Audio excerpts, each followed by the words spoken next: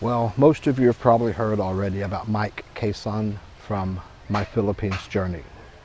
I just heard yesterday that he did finally pass.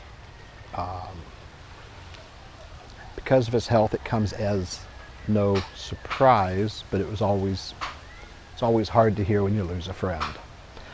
I did know him here in Iloilo when he lived here. We used to hang out at the mall. He was always a real nice guy.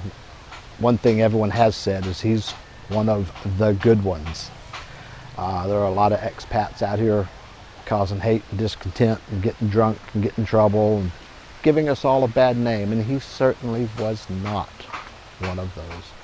He helped people every chance he got, locals and foreigners. He was always helping people. Didn't have a lot of money, but he did well with what he had. He helped people out. He was always charitable, and he will be missed. Definitely what we would say is one of the good ones. Now, thinking about Mike and his passing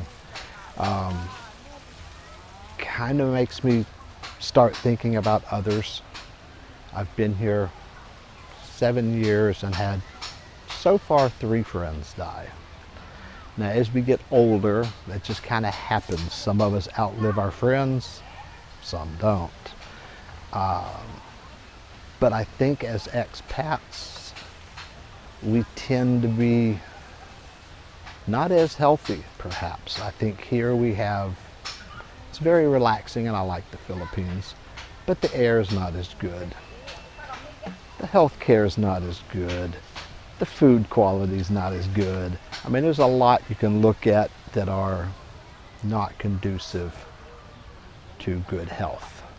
Then, of course, the liquor's cheap, and some of us do drink more than we should. So it's something you have to consider when you're moving over here, is that you will be losing friends fairly regularly. Doesn't make it any easier, but it's something you're going to have to learn to accept. Now, of course, even in your own, back in the old country, as you get old, you will be losing friends anyway. But like I said, we lose a bit more here.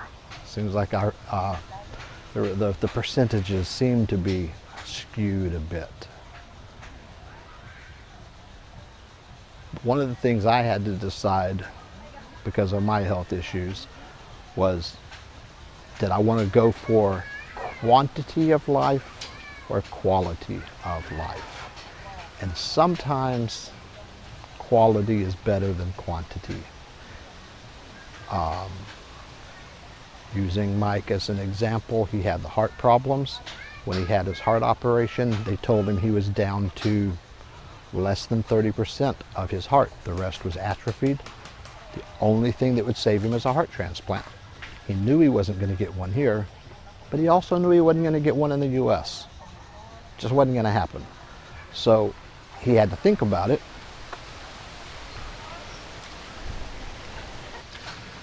So he had to think, and this is something we did talk about, and I think he addressed it in some of his comments, if not directly in the videos.